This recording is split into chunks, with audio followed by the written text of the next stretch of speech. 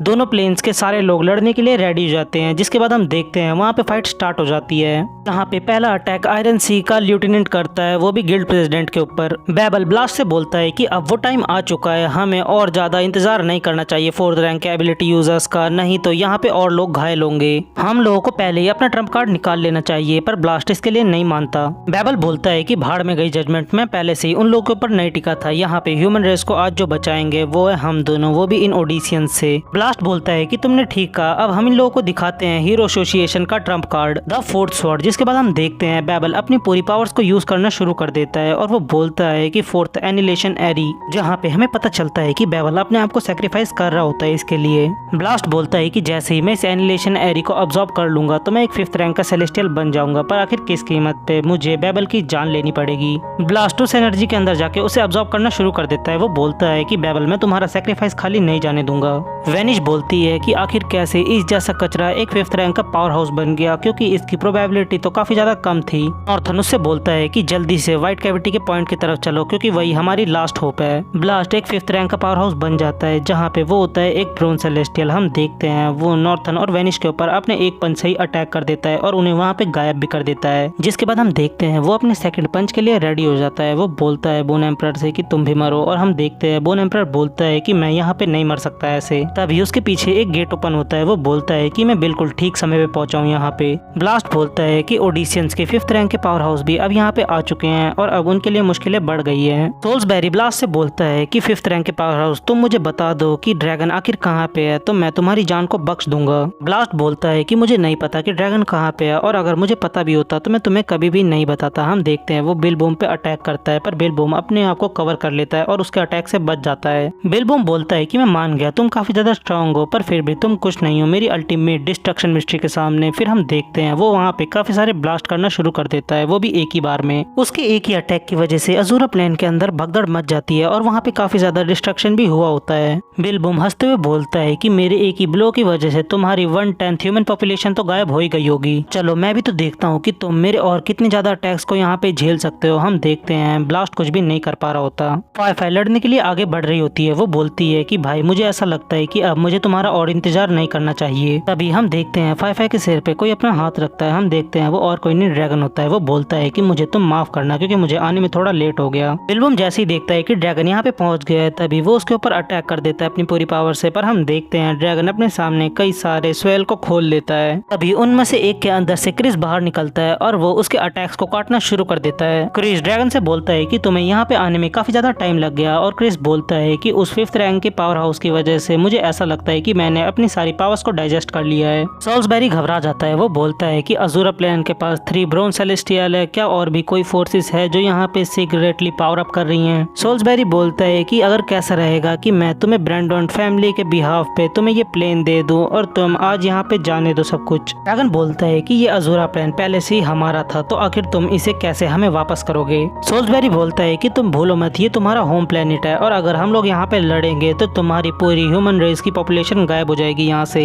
तभी हम देखते हैं कोई अचानक से सोल्सबेरी और बिलबूम के ऊपर अटैक कर देता है और उनको एक ही बार में गायब कर देता है बीच से, और जहाँ पे क्रिस, ड्रैगन और ब्लास्ट को समझ नहीं आता कि यहाँ पे क्या हुआ। ब्लास्ट बोलता है कि भूल जाओ सब कुछ, यही उन लोगों के पास मौका है। जहाँ पे हम देखते हैं ब्लास्ट सोल्सबेरी के ऊपर अटैक कर देता है और क्रिस बिलबूम के ऊपर अटैक कर देता है, वो भी अपनी मेंटल शॉट से, और ड्रैगन मौका पाते ही उन दोनों की पावर्स को अब्सॉर्ब कर लेता है अपने अंदर। तभी हम देखते हैं कि डेमोन ने फाई को पकड़ा होता है और वो बोलता है कि यांगजी, अगर तुम्हारी बहन की सारी मेमोरीज ठीक है तो तुम्हारे पास स्टील टाइप सुपरनैचुरल पावर्स है ना। फाई को काफी ज्यादा तकलीफ हो रही होती है और वो बोलती है कि बड़े भाई, हम देखते हैं ड्रैगन बोलता है कि डेमोन, आखिर तुम यहाँ पे क्या करने का सोच रहे हो? कैप्टन बोलती है कि क्या सच में उसके पास इतनी ताकत है जो उसने माउ रैबिट को होस्टेज बना रखा है? ग्वेनी बोलता है कि मुझे लगता है कि ड्रैगन इसे जानता है और अभी अभी इसने उसे डेमोन करके बुलाया, और अभी अभी डेमोन ने ड्रैगन को यांगजी बोल के बुलाया, और यांगजी तो जजमेंट के अंदर काम करता है ना। डेमोन बोलता है कि तुम बेवकूफ हो, जिसने अभी ड्रैगन का मास्क पहना है वो यांगजी है, और जजमेंट के सारे टॉप के जोडियक, योजी, पिग, स्नेक और बाकी के लोग और उन सब लोगों के कैरेक्टर यांग के भाई बहन ही परफॉर्म करते हैं। ड्रैगन गुस्से से बोलता है कि डेमोन, मैं तुम्हें लास्ट चांस दे रहा हूँ कि तुम मेरी बहन को जाने दो, नहीं तो मैं भूल जाऊंगा कि तुमने ह्यूमन रेस को कभी एल्केमी भी सिखाई थी, नहीं तो मैं तुम पे कोई भी दया नहीं करूंगा। डेमोन बोलता है कि भले से तुम्हारी सिस्टर मेरे पास हॉस्टेज है, पर फिर भी तुम फेयर फाइट के अंदर भी मुझे छू नहीं पाओगे। और तुम्हें क्या लगता है कि उन दोनों को किसने मारा? उन दोनों को तुम कभी भी नहीं मार पाते, उन लोगों को मैंने मारा है। ब्लास्ट बोलता है कि वो मिस्टीरियस पावर, क्या वो सब तुमने किया था? तो डेमोन बोलता है कि यहाँ पे मेरे अलावा ऐसा कौन कर सकता है। ड्रैगन बोलता है कि तुम बकवास करना बंद करो, मैं जानता हूँ कि डेमन सिर्फ एक 4th रैंक का एबिलिटी यूजर है जिसके पास सेलेस्टियल सीड है, और आखिर तुम 5th रैंक के सेलेस्टियल से कैसे पंगा ले सकते हो। डेमन ट्रांसफॉर्म होना शुरू हो जाता है। वो बोलता है कि बेवकूफ, आखिर तुमसे किसने कहा कि मैं सिर्फ अल्टीमेट 4th रैंक हूँ। वो बोलता है कि तुम बेवकूफ हो, देखो आज तुम्हारे सामने खड़ा है mighty 5th rank silver celestial, और मेरा नाम है रॉबिन अल्फोंसो। रॉबिन बताता है कि जब मैंने प्लेन का सुप्रीम ट्रेजर यूज कर लिया था तो मैं 5th रैंक का सेलेस्टियल बन गया था, और मैं उससे आगे नहीं बढ़ पा रहा था। इसीलिए मैंने अपनी स्पिरिट सोल को 2 टुकड़ों में डिवाइड कर लिया, जहाँ पे मैं पहला बना अल्फोंसो फैमिली का एक डिसेंडेंट, और मैं सेकंड बना एक सेज स्टोन। ड्रैगन बोलता है कि ऐसा नहीं हो सकता क्योंकि डेमोन बिल्कुल भी टैलेंटलेस था। रॉबिन बोलता है कि तुम्हें क्या लगता है कि मैंने आखिर तुम बेवकूफों को अल्केमी क्यों सिखाई? ताकि मैं तुम लोगों को सेज स्टोन तक अट्रैक्ट कर सकूं, जिसके बाद मैं सेज स्टोन का यूज कर सकूं ताकि मैं और ज्यादा पावरफुल हो सकूं।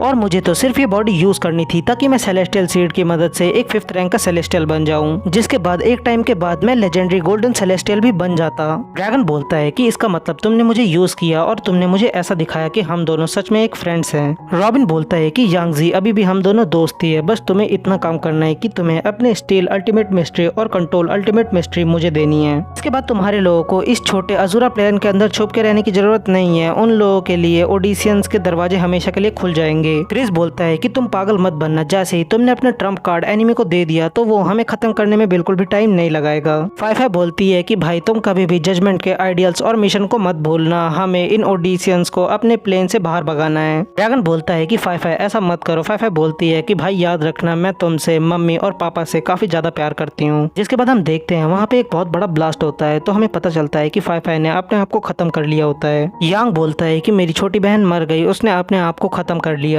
रॉबिन को उस ब्लास्ट में कुछ भी नहीं होता। वो बोलता है कि तुम्हारी बहन के अंदर काफी ज्यादा हिम्मत थी जिसने अपने आप को ही खत्म कर लिया। यांग काफी ज्यादा गुस्से में आ जाता है और वो रॉबिन के ऊपर बिना सोचे समझे अटैक कर देता है। वो बोलता है कि मैं आज तुम्हें जान से मार दूंगा, पर हम देखते हैं रॉबिन अपना एक ही अटैक यूज करता है, जिसकी वजह से यांग को बहुत ज्यादा चोट आती है और वो उसके सामने टिक भी नहीं पा रहा होता। ब्लास्ट यांग को समझाता है कि ये कुछ लाइट स्पीड के संग कर रहा है, जिसकी वजह से हमें तो इसका अटैक भी नहीं दिख रहा क्योंकि वो लाइट स्पीड से गुजर रहा है। ब्लास्ट बोलता है कि यांग, तुम मुझे सच बताना, क्या तुम सच में दूसरे लोगों की पावर अब्सॉर्ब करके अपनी पावर्स को बढ़ा सकते हो? यांग बोलता है कि हाँ, मैं अपनी स्टील और कंट्रोल अल्टीमेट मिस्ट्री से दूसरे लोगों की पावर को चुरा सकता हूँ और उनको अब्सॉर्ब करके अपने आप को स्ट्रॉन्ग कर सकता हूँ। ब्लास्ट बोलता है कि बहुत अच्छे, मुझे ये जान के खुशी हुई कि हमारी ह्यूमन रेस के पास कोई ऐसा है जो अपनी स्ट्रेंथ को बढ़ा सकता है। रॉबिन बोलता है कि अगर तुम्हारी बातचीत खत्म हो गई हो तो मैं फिर से खेलना चाहूंगा तुम लोगों के साथ, और मैं अपनी लाइट स्पीड के अंदर टाइम भी कंट्रोल कर सकता हूँ। जिसके बाद हम देखते हैं वो फिर से उन लोगों के ऊपर अटैक कर देता है और वो अपने अटैक्स को काफी ज्यादा स्लो कर देता है ताकि उन लोगों को ज्यादा दर्द हो। ब्लास्ट बोलता है कि मैं इसके अटैक को देख भी नहीं पा रहा, वो इतने ज्यादा फास्ट है। रॉबिन बोलता है कि जो मेरी पावर है वो टाइम के अंदर खेलती है और तुम तीनों मिलकर भी इससे बाहर नहीं आ सकते, ना मुझे छू सकते हो। ब्लास्ट बोलता है कि रॉबिन, तुमने हमें काफी ज्यादा अंडर एस्टिमेट कर लिया है, क्योंकि टाइम के अंदर भी एक ऐसी चीज है जो कभी भी इरेज नहीं हो सकती, वो है हमारी डिटर्मिनेशन, ताकि हम लोग अजूरा प्लेन के अंदर से वापस पीस ला सकें। ब्लास्ट अपने आप को सैक्रिफाइस कर रहा होता है। वो यांग से बोलता है कि तुम मेरी पावर्स को अब्सॉर्ब कर लो और मुझे पता है कि तुम काफी जल्दी सिल्वर सेलेस्टियल बनने वाले हो।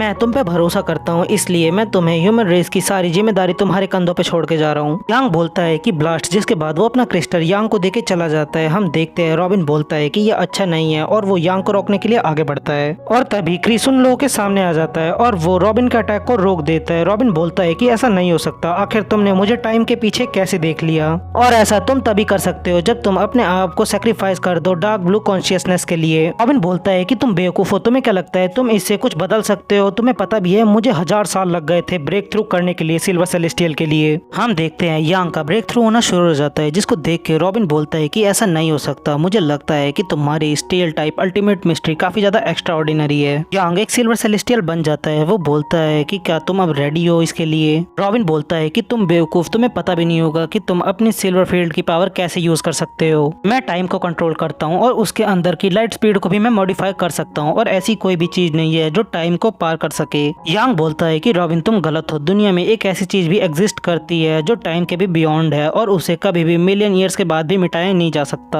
वो है हम ह्यूमंस का love, bond, emotion, determination, resolution और यूनिटी। और तुम जैसे लोग कभी भी हमारे इन बिलीफ्स को खत्म नहीं कर पाओगे और यही है ह्यूमन इमोशंस। जिसके बाद हम देखते हैं यांग सारे प्लेन्स के अंदर एनर्जी इकट्ठा करना शुरू कर देता है और वो उसे एक ही जगह पे कंप्रेस किए जा रहा होता है। रॉबिन घबरा जाता है। वो बोलता है कि क्या यही पावर है जो टाइम के भी बियॉन्ड है? हम देखते हैं यांग अपने साथ ही रॉबिन को भी खत्म कर लेता है उस एनर्जी ब्लास्ट के अंदर, जहाँ पे वो दोनों इतनी बुरी तरीके से खत्म होते हैं कि उन लोगों की बॉडी की डस्ट भी नहीं बनती। तो ह्यूमन रेस बोलती है कि क्या वो लोग जीत गए आज? तो वो बोलते हैं कि हाँ वो जीत तो गए पर आज साथ में वो हार भी गए। यांग की रीबर्थ एबिलिटी एक्टिवेट हो जाती है। वेल जिसे पहले से पता होगी ये एबिलिटी युआन की है, जहाँ पे यांग ने इसे स्टील किया होता है। हमें कोई बताता है कि क्या सारे सुपर हीरोज ह्यूमन रेस को बचाते हुए उस दिन मारे गए? तो मेरा जवाब है ना। जिसके बाद हम देखते हैं यांग को जो कि अपनी आइडेंटिटी बदल के रह रहा होता है। वो बोलता है कि वो कहीं पे जिंदा है और वो अभी भी ह्यूमन रेस को प्रोटेक्ट करता है। वेल फाइनली ये सीरीज खत्म हो चुकी है। अगर मुझसे पूछोगे क्या ये वर्थ वॉच थी, तो हाँ मैं बोल सकता हूँ कि इसे देखना वर्थ था। पर स्टोरी को जल्दी खत्म करने के लिए राइटर्स ने काफी ज्यादा ब्लंडर मचा दिया था इसके अंदर और स्टोरी को ये लोग धीरे रख सकते थे। और जैसा कि ये सीरीज खत्म हो गई है तो अब आप मुझे अपने सजेशन दे सकते हो, मैं उसे कंसिडर करूंगा।